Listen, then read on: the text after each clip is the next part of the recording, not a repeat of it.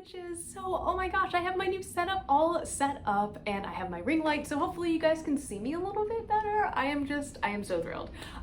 So today's video is going to be all about, oh, actually the topic comes from an anonymous person on my Instagram. So thank you very much for watching this and like suggesting it. I super appreciate it, and I super appreciate you guys watching my channel. But for today, I was asked to chat about some ways that you can protect yourself magically and within a ritual space. So I do have a couple videos on Protection Magic in general already, so do please check that out. They are in the playlist. I will try to link some of them, but there's a lot. I do focus a lot on Protection Magic within my own craft. I know there was an angle change. There was some crazy stuff happening outside. It is currently raining really hard, so people are just driving like ding-dongs, but it's fine. Anyways, today I am going to be chatting to you guys about not necessarily all of my personal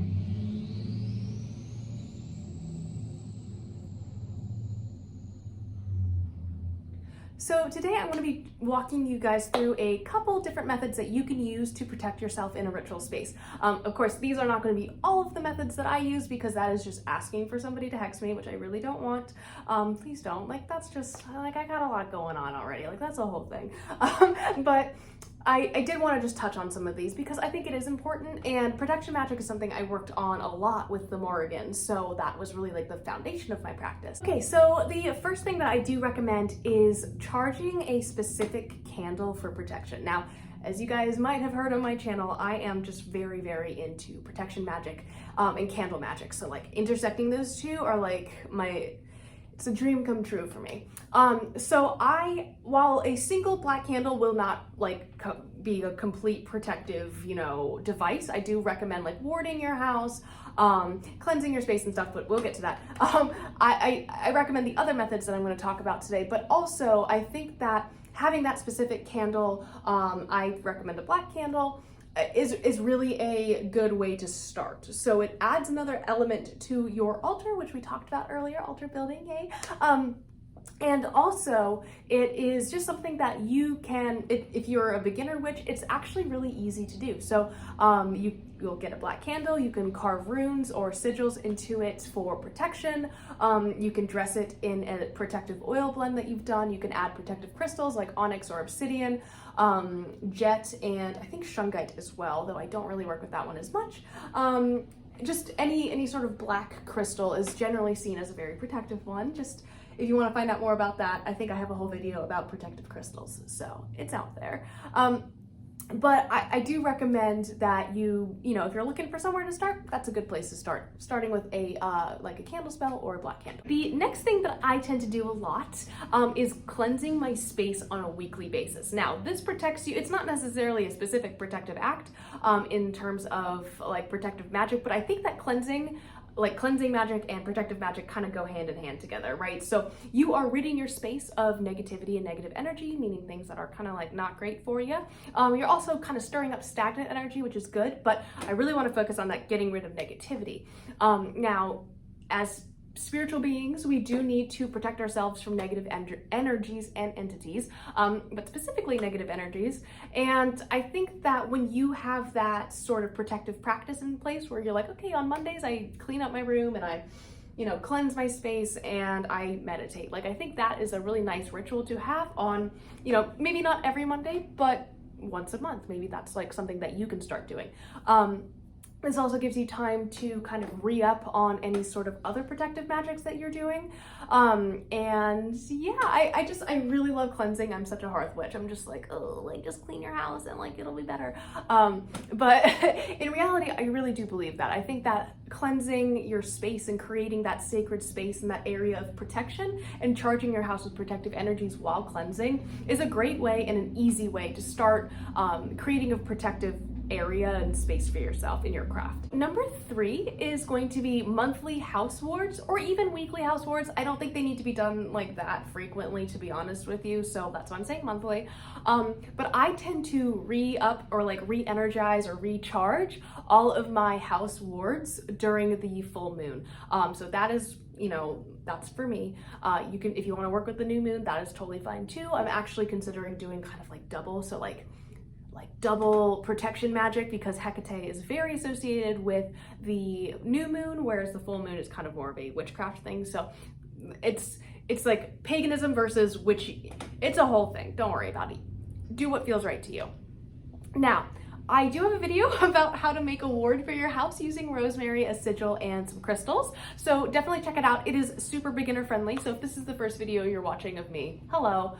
I tried to educate as best I can and make things as simple as possible to understand. So hopefully, you know, if that works out, if you have questions, you can always ask me, but hopefully that video is like concise and informative. Now, I also lock all of my windows and doors magically, like every door in the house, every window in the house, with moon water, like full moon water, and a protective sigil that I personally made.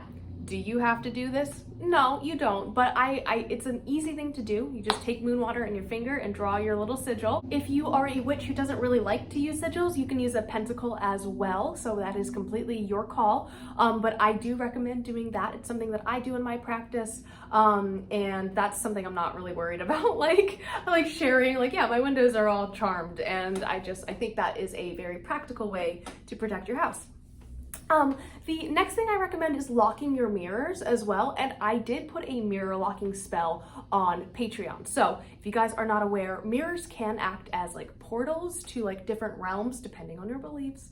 So I have locked all of my mirrors to make sure that nothing is coming through the mirrors. Don't want to scare anybody, you know, like I don't want things to seem like scary. If you have a mirror at home and you haven't locked it, don't worry about it. It's not the end of the world. I recommend it, and it is on my Patreon, but there are tons of mirror locking spells out there. It's a similar concept to warding my windows and doors. So if you would like to check it out, it's on Patreon. Yes. And the next thing that I wanted to talk about was creating a protective talisman. I do have a video on this as well, so definitely check that out. But I have enchanted my pentacle to be a protective talisman. I wear it every day. It protects me from harm. It's similar to a lot of other religions who have religious objects that do the same thing, so it's all good. Now, if you're a witch who isn't like necessarily open about their practices, which is totally valid, and if you are not in a safe place to be open about your practices, please don't, like, just for the sake of it, like, just be careful and always be safe. But if you aren't, like I wasn't when I was in, you know, high school and stuff, you can enchant another necklace or bracelet or ring or something to act as that protective ward. So for me, I had like a skeleton key necklace that I wore all the time. I have no idea where it is. I'm sure it's somewhere, and I would love to find it. But I enchanted that, and that was for me my like signal to myself and to the universe that I was a practicing witch. No one else knew what it was. It was just a key necklace that I wore, but it was like something that I wore every day, never took it off, and I enchanted it to protect me. So that was like one of the first couple spells that I did as a fledgling witch. So other things you can look into is like house wards, and if you have a familiar, working with your familiar to ward and protect yourself and your house. We have a house ward or a house guardian personally here, who I will not go into too much, but we do have one, and that is just really wonderful. It's a great relationship that we have with them. But yes, so that is just a couple ways that you can protect yourself in your house. I know I think I was like in your ritual space, but it kind of ended up being more of like a hearth witch's guide to protecting yourself. So I do apologize for that. I'm trying to like less rigidly script my videos because I feel like I come off really unnatural and lectury, and I'm like constantly checking my notes and stuff, and I don't like that. So I want it to be a little bit more conversational. I hope that's okay. If you hate it, let me know and I'll go back to the old way, but I'm kind of vibing with this a little bit more. But yeah, so that is the video for today. If you guys have any questions, feel free to leave them down below. I am still doing the witchy Q&A on Saturday, so you still have time to get your questions in, and I will see you guys then. So yeah, bye!